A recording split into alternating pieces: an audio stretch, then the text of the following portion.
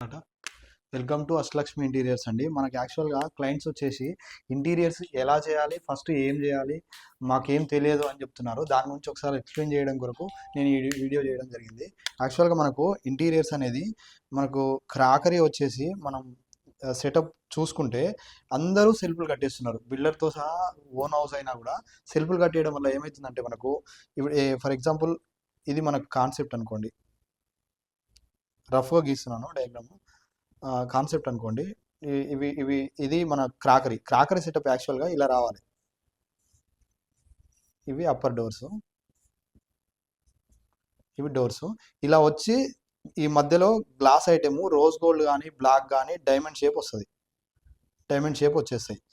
ఇవి ఇవి ఎలా అంటే for piece square feet 1 feet ఉంటుంది. యాక్చువల్గా ఈ 1 ఫీట్ హైట్ 1 ఫీట్ వెడత్ వల్ల మనకు ఇది క్రాకరీ అనేది చేసుకోవడం వల్లనే మనకు సెట్ అవుతుంది. మనము సెట్ చేయడం వల్లనే, అంటే ఫర్ ఎగ్జాంపుల్ ఏంటంటే మన కబోర్డ్స్ తోటి చేయడం వల్లనే క్రాకరీ సెట్ అవుతుంది. సెల్ఫ్లు పెట్టడం వల్ల ఏమవుతుందంటే ఈ 1 ఫీట్ ఏదైతే బ్యాక్గ్రౌండ్ మన గ్లాస్ ఐటమ్ సెట్ చేసుకుంటామో అది పట్టదు.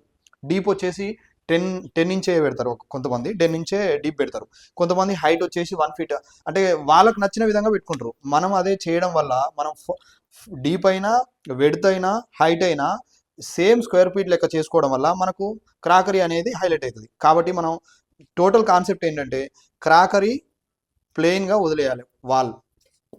Next same thing TV unit కూడా ప్లెయిన్గా వదిలేయాలి. ఈ రెండు ఇంటీరియర్లో మెయిన్ కాన్సెప్ట్స్ ప్లెయిన్గా వదిలేయాలి, సెల్ఫ్లు పోయొద్దు. ప్లెయిన్గా వదిలేస్తే మనకు నచ్చిన విధంగా చేసుకోవస్తుంది. అది మన మెయిన్ కాన్సెప్ట్.